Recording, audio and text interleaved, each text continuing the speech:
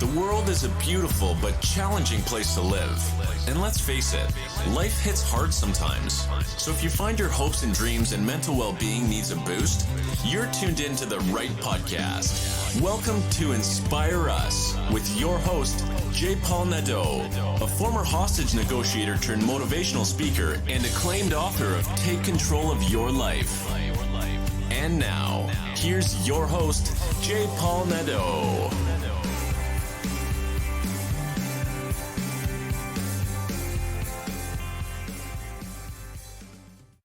Hello, and welcome to episode 16 of Inspire Us. Today I have the pleasure of speaking with Rachel Weinstock. Rachel Weinstock is a transformational coach and a speaker for preteens and teenagers who are struggling with being bullied, low self-esteem, chronic stress, and anxiety. She is the creator of Enough is Enough, Getting to the Heart of Bullying Prevention, and also Virtual Club for Preteens, an online program that helps young people to lower their anxiety through heightening their mindfulness and expressing themselves creatively. For 17 years, well, more than 17 years, Rachel has traveled the world teaching, speaking, and storytelling, and today she is on a mission to create a world where every child feels happy, confident, and safe to be the truest, most creative version of themselves. I absolutely enjoyed speaking with Rachel, and she has such a knowledge of what it's like to be bullied because she was bullied as a child. And those scars can last a very long time.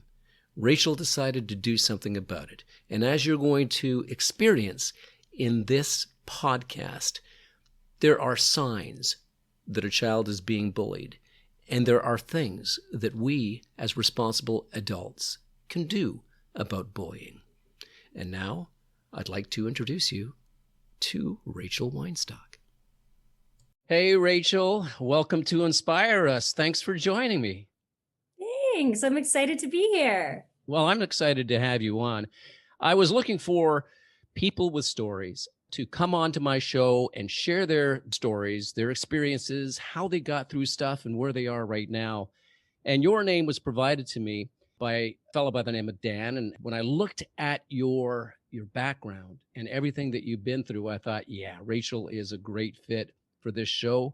You've gone through some stuff in your past and you've risen above it. Why don't you tell us what it was like to be Rachel as a child? You had a hard time.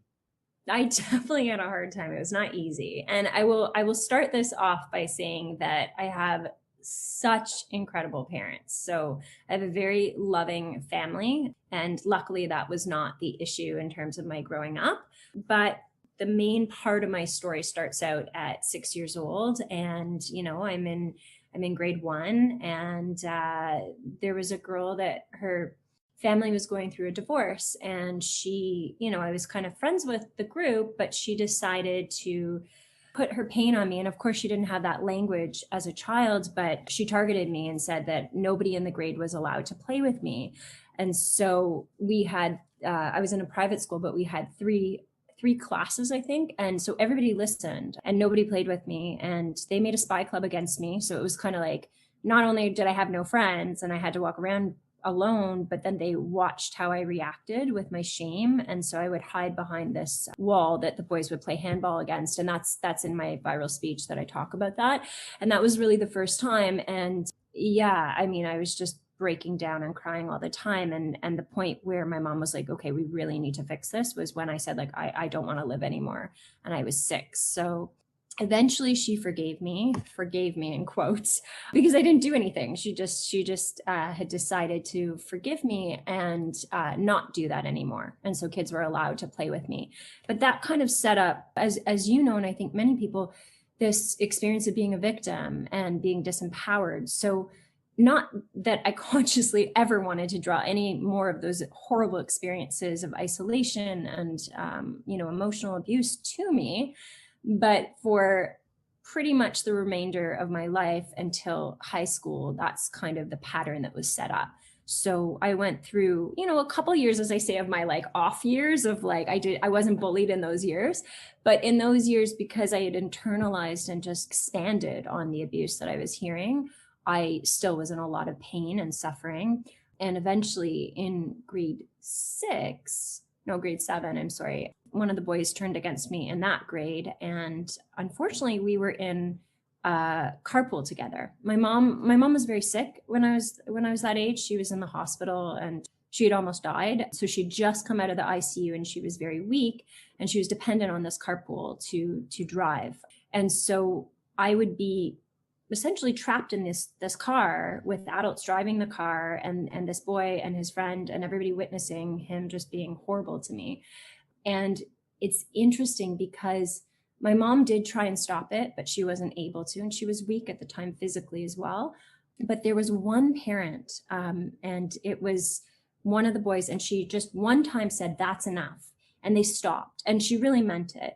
And that memory came up a week ago, actually, really strongly in the work that I'm doing with a beliefs coach. It's basically like therapy, but we're kind of going back in time and looking at these memories. And that memory came up so strongly. And I was like, wow, in all the years that this had happened to me, she was the only one that ever effectively stopped what happened to me. And so I felt this really strong impulse to reach out and find her. So I looked up the son. I only remembered the son's name. I didn't remember her name. And he actually happened to be a dentist now. And so I found the family practice and I asked my best friend, because I'm very expressive, but sometimes we kind of like on an impulse will do something and it's not the best way to handle it. So I thought, should I call this dentist and be like, I just want to tell you that your mother, helped me in grade 7. And then I was like, my best friend's like, no, Rachel, let's edit. So essentially, we ended up sending a message to the secretary that passed it on to this man. Now, I guess, in my mind, he's still a boy, but Right. And I just said, your mom had done something really profound for me, when I was growing up, and I'd love to be able to thank her. And the interesting thing was my intuition before I tried to find him was, oh my gosh, it's so many years later. Like, what if she'd passed away? Right. Sadly, she had. And so he messaged me and he said, my mom has just passed away a year and a half ago. So, I read this email and I was like crying, it was just so sad. And I said, but I'd love to be able to thank you. And I'd love to be able to share what she did. So we got on the phone and, he said he didn't have many memories of like what had happened, but he imagined if it was from the carpool that she had stopped what was happening to me. And I said, yeah, she was actually the only adult out of all the years to effectively stop what had happened. And there were other adults that witnessed this. And so I just wanted to thank her because she gave me hope that there's possibility of like, when you put that true kind of like core, like, no, this is not okay, that it can stop, that abuse can stop, but you need people to do that, to hold that space.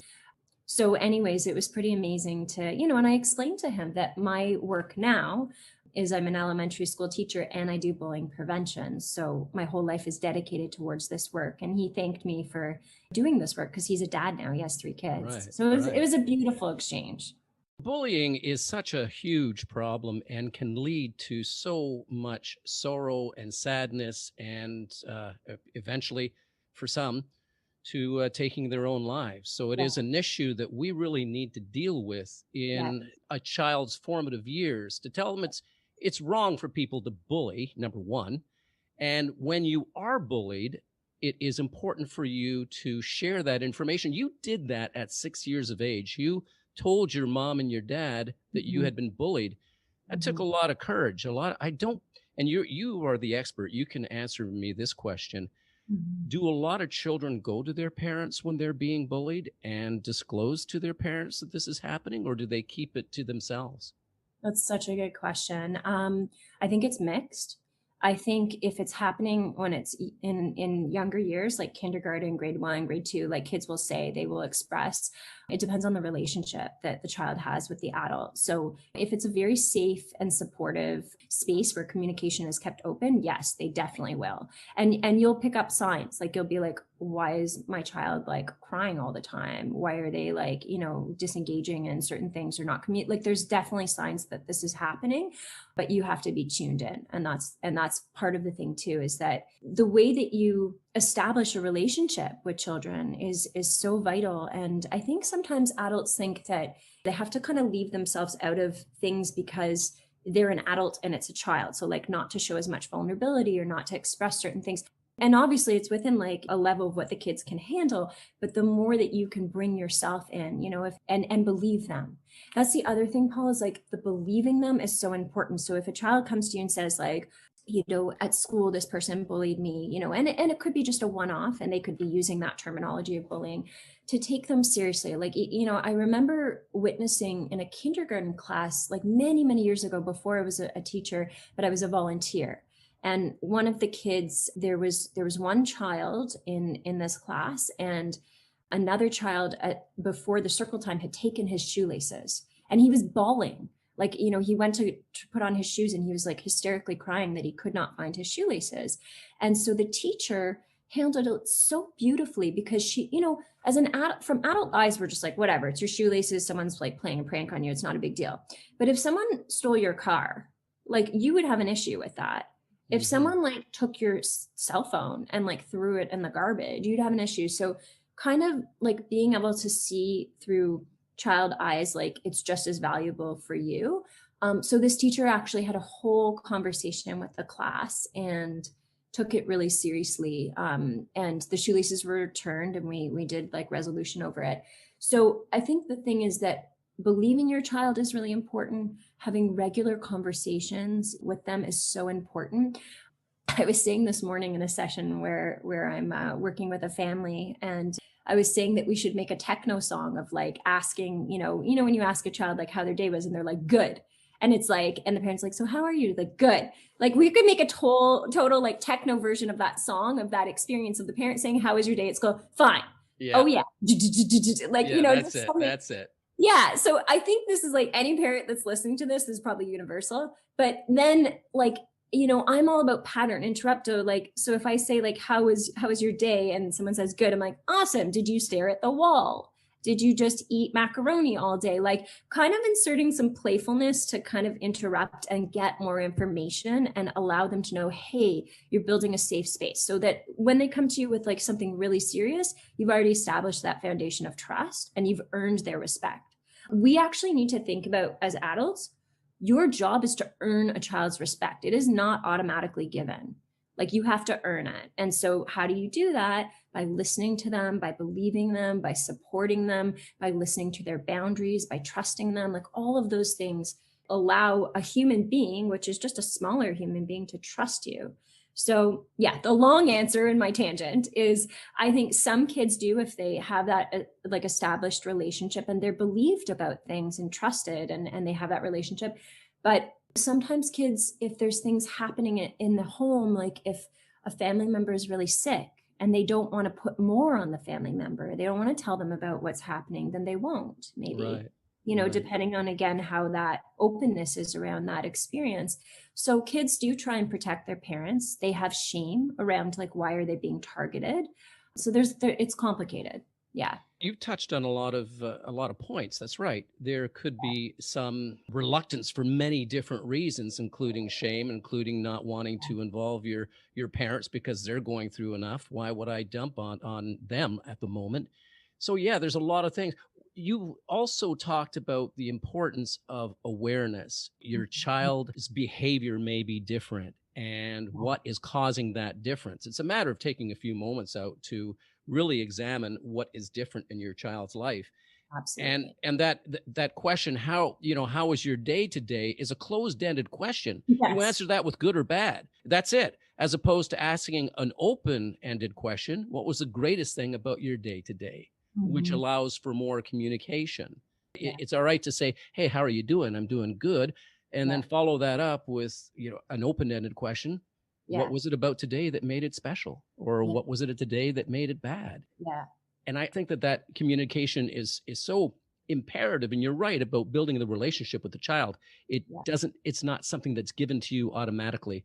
No. it's like any relationship. Yeah, just a tinier human being that needs to be respected and treated to gain respect, of course. Your incident back when you were 6 years of age and you disclosed it to your parents, there were other times where you were bullied. This Yeah. eventually led you to be very passionate about anti-bullying, and you've become a coach and a speaker to teens and preteens who are struggling with being bullied and low self-esteem. How Mhm. did that all come about? Let me ask you this. At Yeah. what stage in your life did you feel this calling, and what did you do about it? What voice led you there? Yeah. Well, and I'll say this, I know that, I'm mainly focusing on preteens and teens, but I'm working with families that also have younger kids that are like 7, 8, like, and there's multiple things. They're being bullied, they have anxiety, they're depressed, they're being left out of friend groups. There's so many things happening emotionally. And yeah, so in terms of like me, when I was a child, the thing that I kept saying to myself was, why don't the adults know what they're doing? Like, why don't they know what they're doing?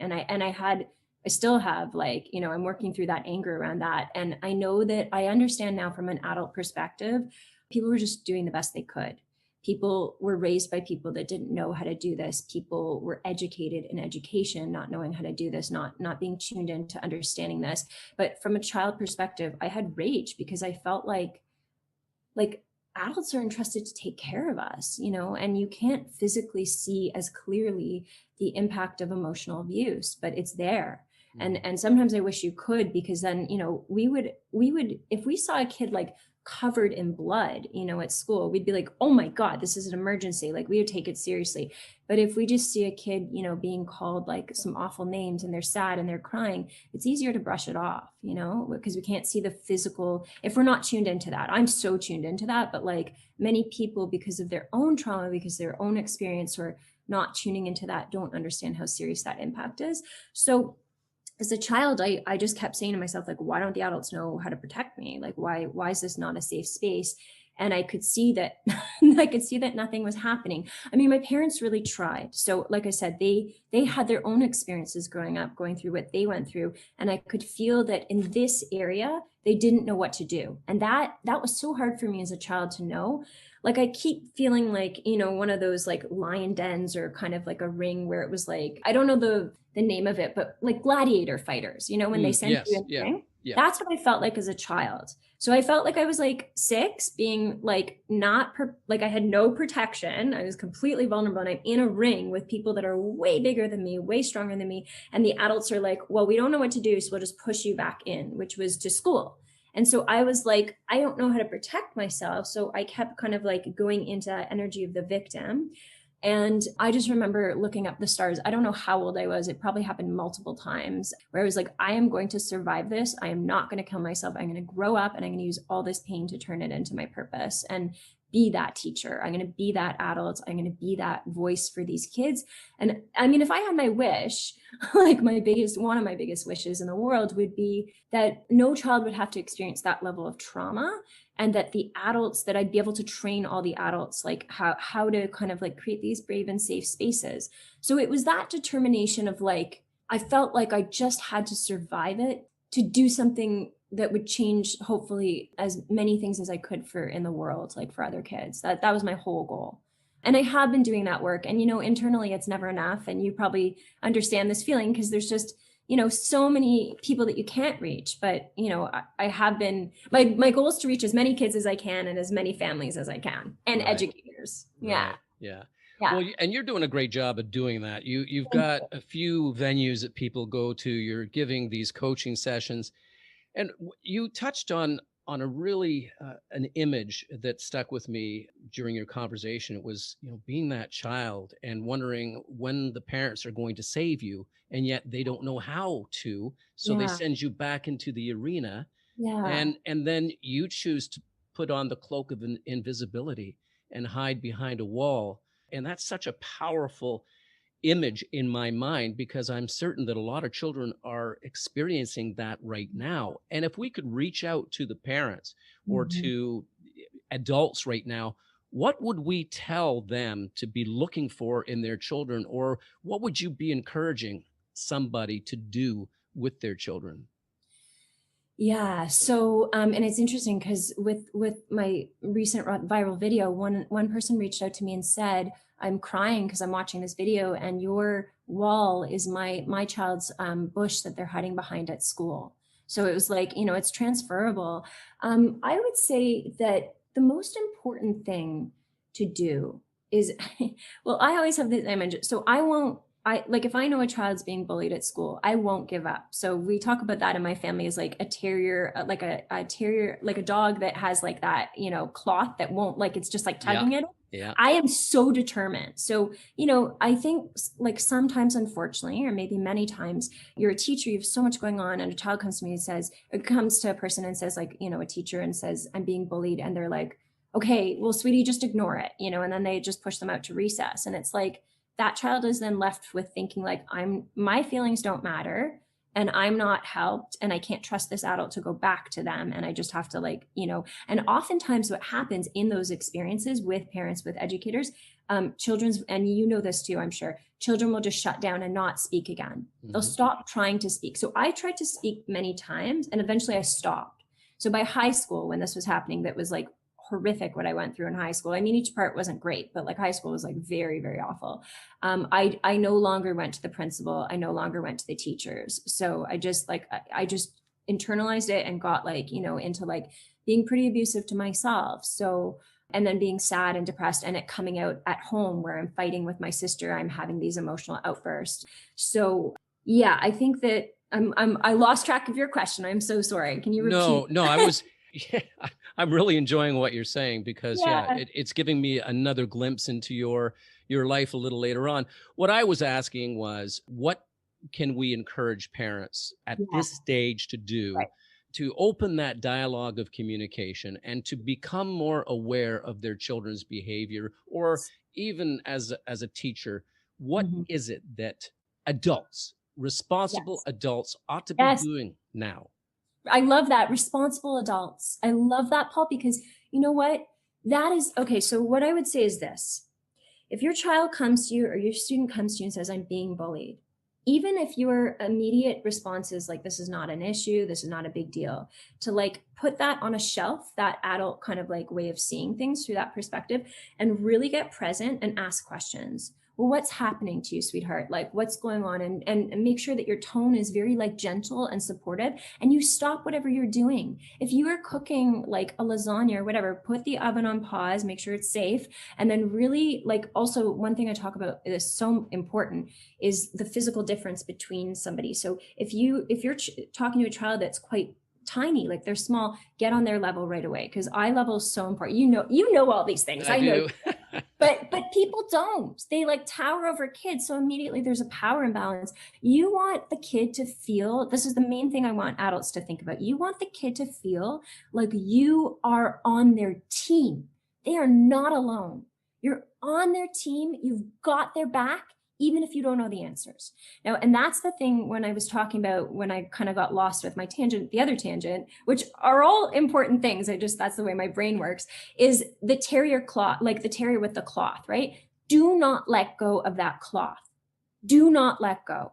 And the thing is, it might take years. And I'm going to tell you a story after this about an incredible thing that's happening with one of the kids that I'm working with. But so remind me about that if I forget.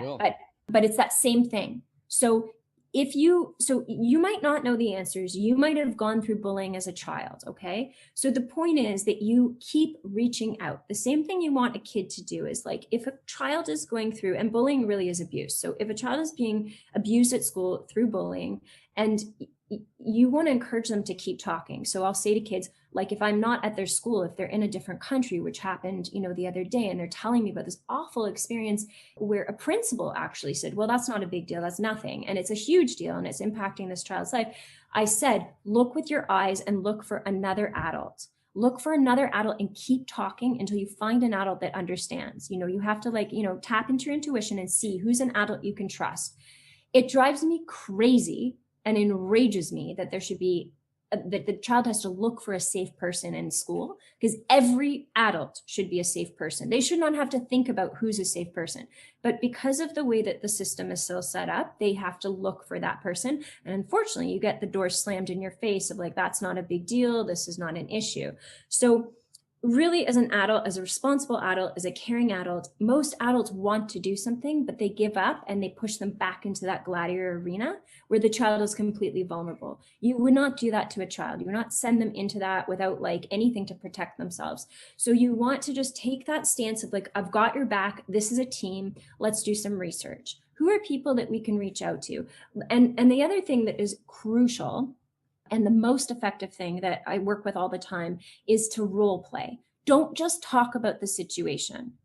Get into the actual experience and as a muscle memory of like how to move through those things like over and over and over again, so that when they are confronted with these things in real life, they have more tools that they can use and be resourced to say, I'm not comfortable with you hitting my head. Here's my cat. If I can see your cat. Yeah. She wants in on the screen time Of too. course There you she go. does. Of course she does.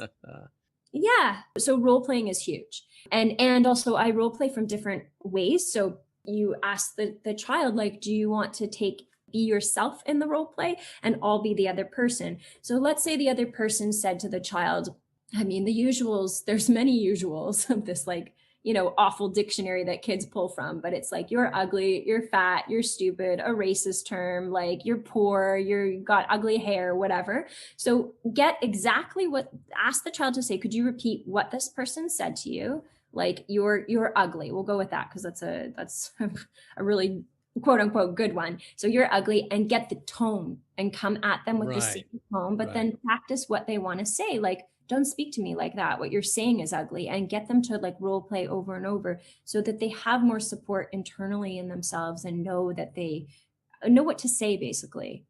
Yeah. I think that's so important. No matter what kind of work you're in, I teach negotiations with people or how to deal with conflict, and role playing is an essential part of what I teach. Get into the practice of doing it so that you're not confronted with something that you don't have an answer for or a reaction for. And what you described is really, truly having your child's back. It's like any important relationship in your life. You have your partner's back, you have your child's back. You have to make them aware that you have it. They have to know that you have it and recognize that you're always available for them. Yes. Other than the dialogue skills that you've provided or that you provide some of your clients with, the children, what are other skills that you can tell the child to help to, I guess, soften the blow? They have to believe in themselves. They have to believe that their value. And I'm sure that that's part of your curriculum, is to teach the child of their value and their role and their strengths. Yeah. Well, I'm going to go back to the story that I wanted to share with you. Let's do that. And it's a profound story. I mean, and it's turned around in a very short amount of time in terms of what's been happening. So one of the Facebook groups I'm part of is a bullying, and I don't remember the exact name because I'm part of a bunch of them. So I'll send it to you after if anyone's interested. But it's a person that runs this bullying prevention site and on Facebook. And he posted it was just heartbreaking. But I mean, I've seen these stories all the time, but every time I will never be not impacted by these kinds of things. So it was a little boy, and he's of mixed race. He's half black, half white, and he lives in an area that it is not diverse. So about 2 hours from the city where I am. And the picture it was a post, two pictures. One is him smiling, and side by side from that photo is him curled up in a fetal position on the couch. And in it, it's talking about that he has been bullied for 5 years. The school was aware, like everybody was aware what was happening, and things were not changing for him. So he was basically talking about, he's 12, he didn't want to live.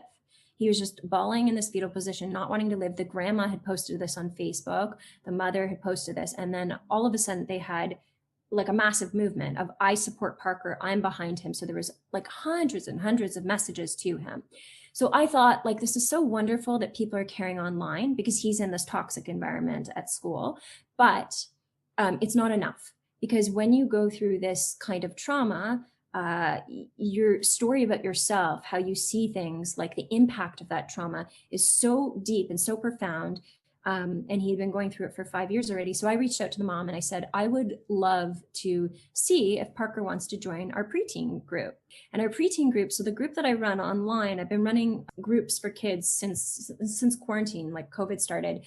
And the group is really about, it's for any child, but it's for, preteens and teens that specifically that might be struggling with mental health or anxiety or been bullied, like things like that. But it's really for anybody. And in that group, we laugh, we dance, we do improv acting, I'm obsessed with Mad Libs, and so are they. So like anybody who doesn't know what Mad Libs are, you should check it out. But like it's filling in a story for the adjectives and the noun and making up a new funny story. So I actually ordered the book. We have a massive book we go through, but we have deep conversations. We do check-ins. The kids share all sorts of things. We had a child who came out as trans because they trusted us like so much that they said like they didn't think they could do it until they were 21, and they were quite young and came out partly because of the big support that the group has, and they heal each other in real time. So the kids will say, well, the other day one of the kids said, somebody called me fat, and I will say, well, that is horrible. Like, how do you feel about that? We'll talk about that. And then I'll ask for feedback from the other kids. And so kids will step up and say, you are such a beautiful human being. I can't believe anybody would do that. And they'll give what the child needed at the moment in real time. So then that child was crying and saying, look, I can't believe this because I never heard that at the time. And it's helped my heart. So they're like healing before that wound sets in for like 25, 30 years of like thinking that they're fat, thinking they're ugly, because they're having the community heal them in real time, which is different than the typical structure of therapy. Like I really encourage them to be a support system for themselves. And I'm curating that experience so that everybody is kind in this group. Like that is my expectation. And it's the way I teach as well, is my expectation is you're going to be the best version. It doesn't mean that people won't make bad choices or things like that, but it's not a continued abuse. It's not, it's like we're learning as a community from that. So this child, I got on the phone with him and I said, when I was very open with him and vulnerable. And that's another thing that adults can do to like a certain degree. And I just said, I went through many, many years of being bullied. I know how it feels. I know how it feels not to want to live. And I think our group would have so much to contribute to you, and that you'd be so welcomed, like as soon as you came in. So he asked me, he said, were you bullied? Because we were on the phone, he couldn't see me, about, things around, like, what were you bullied about? And I imagined he was asking me, like, were people saying racist things to you? And I said, they weren't saying the same things to me that they were saying to you, but the poison is the same. They were calling me ugly, and that was so hard for me to hear. And for years, even when my video went viral, that's something that I didn't feel comfortable saying, oh, I was called ugly. And that was like within a year ago, because I was scared. Well, what if I put that out and then someone starts like attacking me for that? And now I've been doing more of my work on my own healing, and it's easier for me to talk about it. But telling him really gained his trust of like, okay, she's telling me something. She's an adult, she's 41, and she's expressing to me, and I'm 12, but we understand that same language of abuse. So he came into the program, and in that time, there's a huge kind of like campaign going, I support Parker online. And somebody heard about it who was an adult that was a barber, and went over to his house in his backyard and did an awesome, he's like, I'm a barber, I don't have really anything I can help you with, but I'd love to give you a nice haircut. So he did this beautiful fade, and then Parker came on and told us, look at my fade, I'm so excited. And I was like, we're all cheering Parker, like this is so profound. Like the worst thing that happened, which by the way, his mother and grandma asked his permission, which was so amazing. Can I post this? And he had the choice. No, I don't want you to post this, or yes, I do. Because if he posted it and he said, I'm scared, what if people are not nice to me again? But he took this leap of faith and his whole life changed. So he got this barber haircut, that was so awesome. And then he's just changed profoundly in the group. So he's been sharing about how he wants to help homeless people. He literally has a heart of gold, and he's so aware. And then last week, there was someone that came in that their friend is being bullied. So he was able to be a support system and say what, it was amazing. But now what happened was somebody on the Blue Jays, I'm not a big sports fan, but a Major League Blue Jay player heard about this. They came and they went to his house. They had like a meet and greet, made a jersey for him that says his name and his age and on like a professional like shirt, and then said, you know, I also went through the same thing of being called racist terms, and I'm going to be a mentor for you. And here's my phone number, and we're going to talk at least every 2 weeks. So the mom sent me this message. Parker sent me this message. But then they said that now the school board is doing a race anti-racism, like now finally they're taking action, and they're doing a video, and they were interviewing him. And the people that were interviewing him said, well, how have you been like healing from this awful experience? And he said, and it made me cry. I got so emotional. We met this incredible woman with like the biggest heart ever. And she has this group and it's helped heal. And, and the mom said that like, I'm a huge part of his healing journey, that these kids and Parker being part of this has changed his life. So for me, it was like amazing. And also it's emotional because nobody ever did that for me. So I'm able to stop. He's had 5 years of this abuse, but I'm able to stop this and redirect his life. And now he's helping other kids, and he's like, you know, growing in his confidence, in his like, just like his golden heart is like shining out into the world. And it's just like, it's the best work I could ever be doing in this world. That's amazing. What a great story and validation for what you're doing. You connected with that boy and he was able to change things around. And it's amazing once we do feel like we are seen, that we are accepted, and that we are worthy, how much that can build in each and every one of us. And we can then have the wings to fly to wherever we want, because we're no longer invisible to people, or we're no longer the victim all the time. There's other people around us that love us and that care for us and that support us and encourage us. We all need that. I want to switch it over a little bit because you said something a little bit earlier on, and I wrote it down. When you were first bullied at the age of 6, you said that the girl that bullied you put her pain on you. Yeah. And I think a lot of people don't understand bullying, where the bullier comes from. Yes. So let's talk about the bullier. Not all of them are bad people, I know, but why don't you talk about the bullier, their behavior, and what we can do for them? Yeah, I have a lot to say about that, you know, and looking at the work that you've done, like I really relate to you the way you're talking about, you know, dealing with people like that are terrorists potentially, and really looking for the humanity.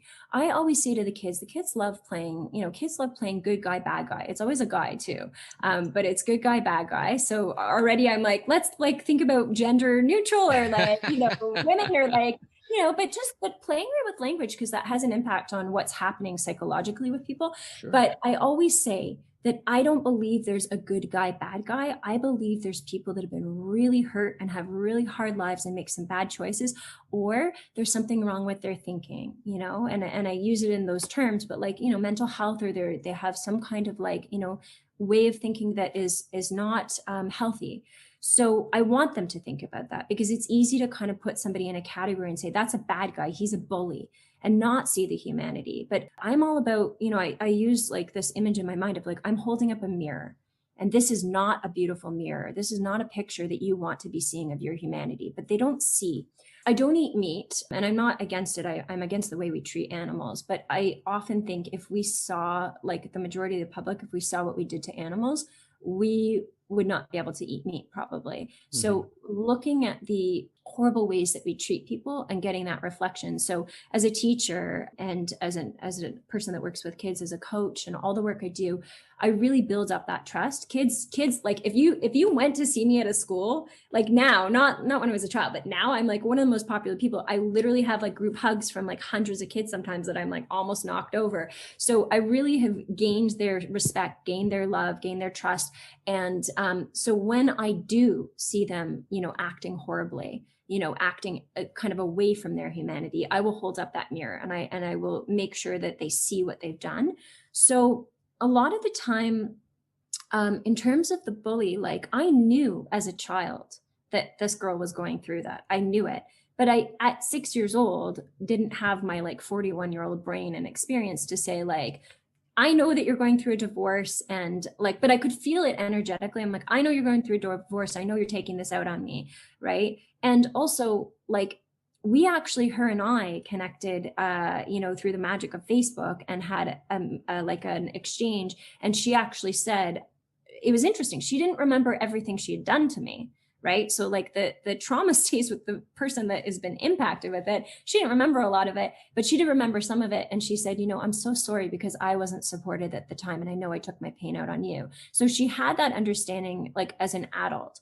But the more conversations we have with kids, they actually have that language and ability to understand those things once we speak to them about it. It's kind of like this like key in a door, and it opens up this space for them. So I think that definitely, if you're an educator or an adult, using language like a child is manipulative or a child is horrible or awful, that's not helpful. Getting really curious, again, getting on their level and saying, like, their eye level, like, so sitting on a chair, if they're really tall, both of you sitting on like an area where you're level, and just saying, hey, I'm curious to know what happened. I saw that you were saying things that were not kind to that person. And then again, getting into that energy of like that dog, of like holding onto that cloth, like really solid, like in myself. So my external is like very nice. I feel like we have similarities in this. Like my external is very nice and calm. And I talk about my secret sauce is this. I learned this over the years. So this is a great strategy. I will say to kids, because at first I would say, when I see one kid comes to me crying, saying like, he hurt my feelings, he did this. And I'll say, okay, guys, come here. My teacher name is Miss Rainbow Fair. I'm like, Miss Rainbow Fair wants to talk to you, and we'll all sit down on the chairs. Well, there was a lot of resistance from the kid that had done the bad, quote unquote, bad thing. So I decided I was going to have to like win them over and kind of make kind of their nervous system calmer so that they're open to this conversation. So I say it in a very neutral tone, very loving tone. Sweetie, I just want to talk to you. You're not in trouble. You're not in trouble. I just want to talk to you. Inside, I'm like, you are in trouble. But outside, I'm like very calm, and I get very curious. So I'll start with the kid that was impacted usually, and I'll say like, well, what happened? And he'll say, well, this person stole my toy and he's been doing it every single day. And I'll say, wow, that must be really hard for you. He's sobbing. It's so hard for me. I hate it. I love my toy so much. It's my best Iron Man and whatever. I'm like, wow, that's so sad. And then I also insist that they have eye contact. So they're looking at each other while they're having this conversation. And then I'll turn to the other kid, and they're kind of squirming, trying to get out of it. And I'll say, so I heard that. I'm wondering why you did that. And they might say, well, I didn't do that, whatever. And I'll keep going. We'll get information. And eventually it comes out, maybe this child made fun of their sandwich at lunch. He was like a stinky sandwich or something. And I'll say, oh, that must have been really hard for you to hear that. Were you really upset about this? Yes. And then I started like taking his toy because I was mad from last year. Like, oh, interesting information. Thank you for sharing that. Go back to the other child. Do you remember saying he had a stinky sandwich? And then we kind of unpack it. Honestly, Paul, usually these conversations, they've been built up for years. Last 5 minutes, the kids like skip off holding hands, almost always. Wow, what a great technique and tactic to use. It really is getting past the tip of the iceberg, because we always only see the tip of the iceberg, what lies beneath the water. There's so much more that needs to be addressed. And I think that that's true in any relationship. We usually respond, well, no, let me rephrase that. We sometimes respond because of a past experience, something that is unresolved, and that brings out a particular piece of conversation that's probably not the best, and we lose our humanity for a bit. And it really is important to get into why that happened. And I tell this to a lot of people, and for children, they do take it personally. And still, adults take it personally too, but it becomes a choice. How much do I allow myself to feel harmed by what you just said? Or do I look at you and imagine to myself, why did you say what you just did? Because I am not what you just called me or what you just said. So I'm wondering where that's coming from. And I think we have to all kind of do that sometimes, is just imagine, where is it coming from? Why is it coming from? And let's ask questions. Kids are great at asking questions, right, Rachel? Why? Totally. Adults aren't. Why? Why aren't adults? Why? That simple question, why, can give you such great information. Why do you feel that way? Why did this happen? It's Taking that truly initiative curiosity, totally. And being curious as an adult, like not seeing them as this throwaway person, but just being like, sweetheart, like that's I know that you're I'll say to them, I'll hold this expectation higher than their head in my mind. And I'll be like, I know you're better than this. And I know that they want me to see them as a good person because they like me. So I've already gained their trust. And I'll say to them too, and this is so effective too. I'm a substitute teacher. So I'll say, I'm going to check on you. I know you're way better than this, but I'm going to check on you. I don't know when I'll be back, maybe a month or two. And I'm going to check that this problem better be done. And that accountability too, they're like, and they've stopped it. They'll stop and they've stopped that kind of thing that they're going through. Also, I want to mention that The Body Keeps the Score, which is a book that I've been talking about to everybody I know now, because it is fabulous. Everybody should read that. But the part that I was reading about this kind of thing is, when you have people that are very reactive, like you do something small and then they react in such a, like, it's not aligned. The reaction is not aligned with like the experience. So they like blow up and they're just angry and they have that kind of a pattern of behavior. Kids have that too. And so they're called like oppositional or behavioral. And it's like, again, that labeling also kind of makes them, in a way, like a throwaway person, unfortunately. But the idea is that maybe they're going through something so horrible at home. Maybe they're not being listened to. Maybe they had other trauma with other friends and it's impacting their story about how they relate to kids. There's so many things. So it's like the ways that, like, how people react in real time, they're carrying all those experiences and stories from previous times. So getting really curious and being on their team, like also be on their team as a bully. So I'm the neutral person between the kid that was impacted and then the person that was making that bad choice. And sometimes it's like there's so many things on both sides and they play both roles, but I'm the neutral person. I never look at the person and say, you are a bad person and this person's not. I get curious about the situation and I'm on their team, which is why we're all sitting around in a circle, and I'm at their level. So just be on kids' teams, no matter what the behavior, no matter what the choice. And it doesn't mean you're a pushover. You hold that expectation of, I want you to be connected to humanity. Because actually that's the best thing. When people get away from their humanity, they get lost. They make bad choices. They don't like themselves. They hate themselves. They don't want to live. Like, we want people to be connected to their humanity. And when they're not, our job as adults is to like help support them to come back to themselves. And I really like that. That's speaks on so many levels.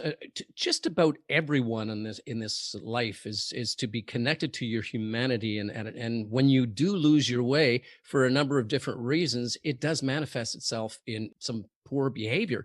I've dealt with a lot of criminals, and I remember dealing with this one biker. He was about 250 pounds. He took up the whole chair. I was walking in to talk to him about a homicide. And one of the first things that I said to him was, hey, John, I'm here to treat you with dignity and respect. And I would hope that you can do that in return from me. Let's just chat. And the moment I said that, he looked at me and his eyes teared up and he says, you're the first person to ever tell me that you're here to treat me with respect. And he fell apart. He ended up telling me exactly what I wanted to know. It is amazing what people carry with them. And if the bully goes untreated or unvalidated, well, and again, it's not a matter of validating his bulliness. It's finding out what caused that bulliness to see if you can actually help that individual get through their circumstances, right? And that's like when you talk about that guy, like my eyes well up because I think how many adults missed it for him, Yeah. And I've worked with adults as well. And I have said certain points in my career, maybe I should be a cop or I'm not, they would never work for me, but I have these moments of de-escalating kids, so they're about to throw, like I'm in between them throwing a punch and I know that I can de-escalate or things like that. But how many adults really like, because that person had teachers, that person had a family before they got to you where they had done this horrible thing. So that those choices, like if those, and I actually am always interested in seeing like the kids that have those things and there's not those adults that are seeing them for their humanity. We need to. We do. Not everybody is born bad, and I talk about that in my TED Talk. You have to get stuck with a particular label. You're bad. You can change that label and other people can help you change that label. You spoke about labels earlier and how they impact the belief system that we all have. And for me, as a young boy who was being physically abused at home, I couldn't turn to my parents. I was being bullied at school because I was the one who acted out in class. And so I was bullied. And there's one kid in particular who knew how to fight, and he knew how to fight well. And every schoolyard, I tried to make myself invisible, yet Yeah. he always, like your experience, he always found me surrounded by his little cronies. And it Mhm. was tough getting through that. And I did fall through the cracks because nobody did see it. But fortunately for me, I did two things. Number one, I enrolled at a karate class. Yeah. That was number one. Yeah. And number two, and that helped my self-esteem. Yeah. And Yeah. actually, I found something in the teacher that I didn't have at home. Yeah. Some patience and some Yeah. direction and accountability, Yeah. making me accountable for my behavior. And Yeah. that's what I found at that karate club. The other thing was something that happened years later in grade 7, and that I've spoken about a lot.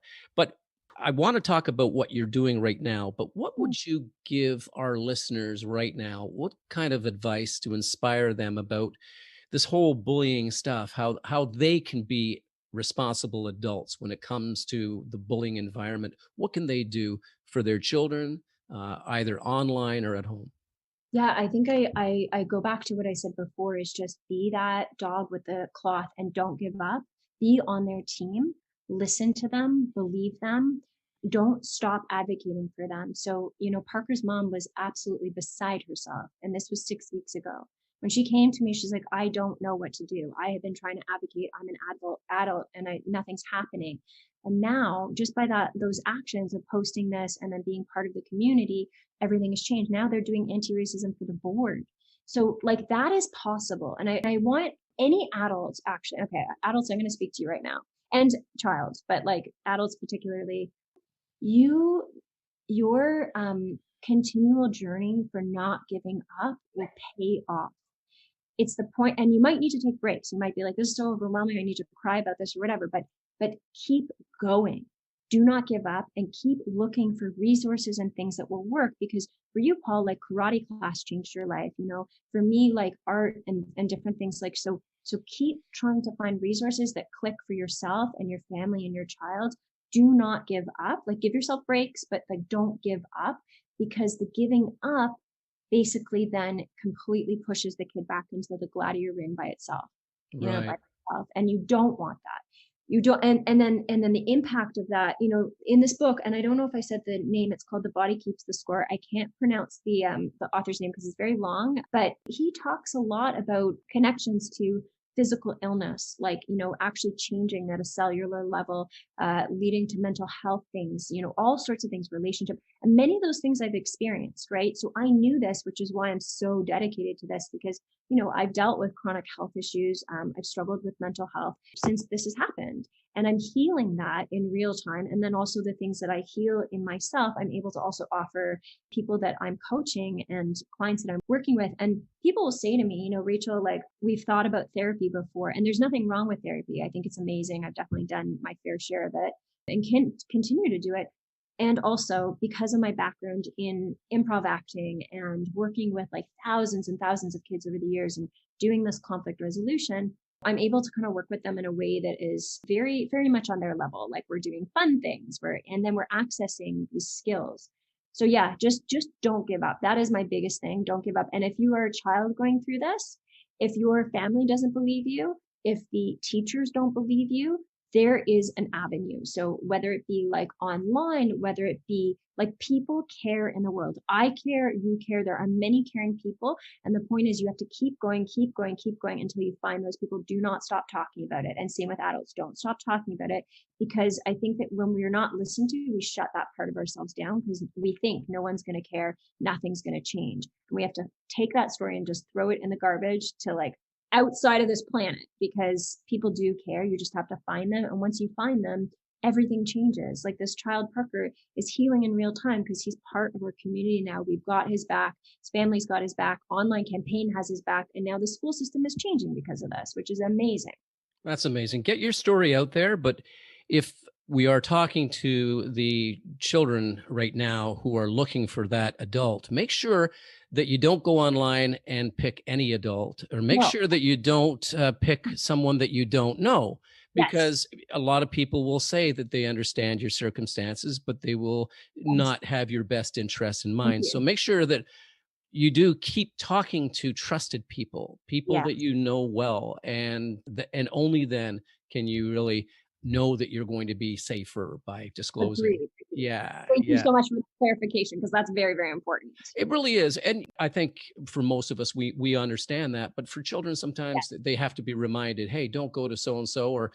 And I hope that parents are not allowing their young children to go online unsupervised and without any of those safety things in Yeah. line, because Yes. we all know that a 10 or 12-year-old or a younger person can be reached out by an adult who pretends Yeah. to be a child, and it could Mhm. get very, very terrible. And we don't Well, I'd want say that. this right, and I'd say this too is that if you are a friend of somebody that's being bullied, right? So, or if you're the person that is being bullied or you're going through something that, like, people like feel things vicariously through other people. So you can also be that part in the change of like practicing, like what can we do? Talking to other friends, because really the way that these things change is when people like that one mother said stop, and that was the only time that everybody stopped in the carpool. So it's like you can be that adult, but you can also be that kid. And you can, maybe if you're too scared, you get like five kids in the grade and you're like, look, our friend is being bullied and we need to like come up and just say no. You don't have to be angry and aggressive, but you have to be finding that grounded part in yourself. And it's scary. It's still scary for me to do these kinds of things, but you practice it, you get stronger. Yeah, and you do. And if you're the child and you happen to see a child in your lunchroom and sitting alone, there's nothing wrong with inviting that child to your table or just sitting down and being with that kid. It's just fine, and it's something that we should all do. Reach out to those who are trying to hide from others. There's a reason they're trying to hide, and there's a reason they're trying to make themselves invisible. Maybe you can be the one to get through that invisibility cloak and to make a connection and to help that person. And if you are an adult, and you touched on this, and I'm glad you did, Rachel, you've said it more than once.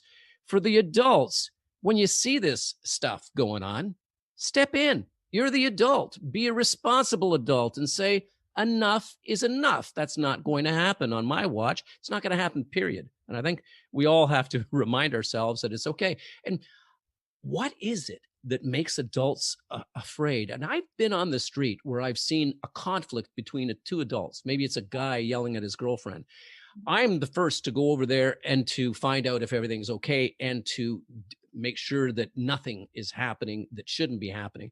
But so many adults will avoid the conflict and think that it's okay just to ignore it, because if they don't do anything, they won't get called on the spot. And Mhm. that's horrible. We are in this together as humanity, as one great big family. So if you see another family member being abused, as you said, it is a form of mental abuse. Then Yes. it's your responsibility to stand in and do something about it. I Yeah. think it's that feeling that I don't know what to do. And Yeah. that goes back to all the adults. I don't know what to do. I'm uncomfortable. I'm scared. What if they don't listen to me? And you have your own stories as an adult. You're still like adults are just big kids. So like you had the story of like maybe no one listened to you. Maybe I'll say this. Can I share one more story? Absolutely, you can. Okay, so there was I had taught, this was a couple years ago, but I had taught, and I'm writing all these, like I'm trying to take these stories in terms of storytelling and writing them to put them into this book, because that's really my goal is people read them and they won't have exactly the same experience maybe, but they'll be inspired by these kind of just different ways of opening up to how can we deal with these things in a better way. So I was in my car, I'd finished my day at school. I was teaching a particular class, and every school is kind of a different configuration. So this particular school had the parking lot and with a wire fence, and then it led onto the school grounds. It was quite a large school grounds, but it was like a playground and field. So I was facing the field, but I'm in my car, there's a fence between me, and I can see what's happening in the fence because it's kind of like that diamond shaped fence. So I was sitting on my phone. I had a business meeting, and there was a girl in front of me. She was probably in grade 8, and she was dancing, and she had like little speaker, and she was really like, my background also is in like expressive arts. So I was like, oh, that's so cute. She's like really trying to get this routine and like really committed and like, really like doing a great job practicing. And she was alone. So, I'm just on my business call and just sitting there in the parking lot. And all of a sudden, it's like there should be like scary music playing as this happens. There's like from like the like outfield, I see this group of boys. All right. So we already know that like this possibly wouldn't go well. So I already kind of like physically can feel in my body, like, getting kind of like concerned about what's going to happen. And I'm also thinking, I'm in my car. So if something is happening, couldn't get out and go around easily. And like, and also they don't know, because I'm a substitute teacher, they don't know, they might have seen me in school, but like I've never taught these kids directly. So like I was, teaching kindergarten that day. So I'm in my car, I'm watching the kids, and then I'm telling myself, okay, Rachel, just like watch what happens, because maybe they're just coming over to like, say something nice. It's possible. Just like stay open to the possibility. And they're getting closer and closer and closer. So the ringleader comes and gets really close to her and starts like, and I can hear because my car window now is open to make sure I'm like, what's happening is okay. So they get right up in her face, like, what are you doing? You're such a bad dancer. You're so stupid. This is ridiculous. And they just like totally intimidate her. And she's now noticing that I'm watching, and she's looking at me helplessly. And I have this moment. Sometimes there's moments in life where it's like, for me, it's like slow motion. I'm like, I don't know what to do. Like what? And I'm like thinking about, I can feel my wheels turning, and I'm like, okay, I'm in the car. I'm a substitute teacher. They don't maybe know that I'm a teacher at this school. And there's also a fence in between. So not that like the physicality of it means that there's less, I feel like my power is like more diminished because I have this like thing in front of me. So I can't be more in their space and be like, hey, what are you doing? So, but I'm watching them and they're escalating now. And she's like almost crying by this point. And I said, you know what? I don't care if there's a fence. All I need to do is basically I often think about training animals, that I need to like project my voice and get that internal like strength to be like, stop, I know what you're doing, right? And so I get out of my car and they're like surprised because they obviously didn't notice me because they're focused on their target. And I said, I know what you're doing, stop. And they kind of like, you can see them kind of like stumbling back. And then the ringleader is like, what? I'm just like trying to help her, like, get her dance. I'm like, I know what you're doing, leave. And then I gave them like the teacher death stare of hell. All right. And they literally, it felt like they had their like tails between their legs and like scampered off. And she just looked at me and was like, thank you so much. And this was through, I'm not their teacher. I'm not the adult in their life. I'm off the clock. I'm literally in a business meeting. I had to like pause my business meeting. I'm like, hold on, I'll call you back. And I got out of my car. I knew that the only thing I had was my energy, my determination, and my voice. But that worked. Yeah. And that does work. And you know what? We're never off the clock when we're helping other people, are we? Oh, We're I always, love we're that. always, and Ah, if you feel it instinctively, which you did, you knew what was going to happen before it happened. And what I like about it is that, yeah, there was a barrier between you and her and them that for a moment prevented you from walking through that barrier, but you did walk through that barrier despite it by yeah, raising your voice and stopping. And as a police officer, a former police officer, it's that tactic of just putting a stop to something before it happens by using your voice. And sometimes it does have to be stop right there, as opposed to being a kind voice. It has yeah, to be very affirmative. yeah, And I think that what you touched on too is really important. You talked about adults not knowing how to handle that conflict. What do I do? What if? And we what if ourselves, to the point where we take no action. And yeah, that's sad. If you see a conflict going on and you do absolutely nothing, yeah, then you're not being a responsible adult, number one. Number yeah, two, if you happen to be in an area with more adults, guess what? They'll back you up. The first one to say, whoa, let's stop this for a moment, will know that there's going to be backup. And if there's none, you're okay on your own. It's just a matter of keeping your distance, being safe, but taking some action. Wow. Rachel, it's been an absolute pleasure talking to you. And before we go, I know you're doing all these great programs, and I have your website. It's www.rachelweinstock.com, and that's RachelWeinstock.com. And what else? Where else can people find you, and how can people connect with you, especially people who want to maybe get you to help them with their bullied child or whatever? Yeah. So I'll link it because we've had a couple of iterations of this, but we have the preteen website. So we're now in our fall club. And I'll say this, that there's no time limit of joining that preteen club. So the club that I was talking about with Parker, things like that, is the most loving, welcoming, healing space for all kids, not just kids that are being bullied, but just to build their self-esteem and allow them to express themselves. So I'll send you that, Paul, because the website has changed so many times I can't remember it. Yeah. And then also the last place is, I have a Facebook group as well. It's Rachel Weinstock. And then I also have my Instagram, which is Rachel Weinstock, and then it's _. I'll give you all of that, but I'm very responsive. So people, with this viral video, people have sent me messages from like all over the world. Like I will respond to you as long as I don't miss it. Like I will, and send me another message if you do, if I do miss it, but I will respond to you. I've sent voice notes. I've made connections all over the world because I really care about creating a better world. And I know we can. That's the point. It is. And I just want to applaud you for all the work that you're doing. You took your tough circumstances of being a victim way back when.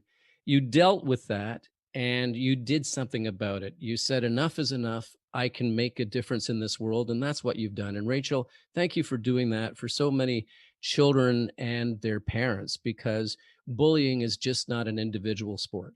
It involves a family, it involves a community, it involves everyone. And what you're doing is tremendously appreciated. And I want to thank you, as I know a lot of people already have. Keep up the great work. And thank you very much for being on Inspire Us. Thank you for everything you're doing. And thank you for having me. Thanks, Rachel.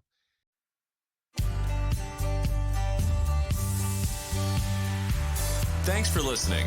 Tune in next week for another insightful episode. If you haven't already, hit the subscribe button and leave your comments.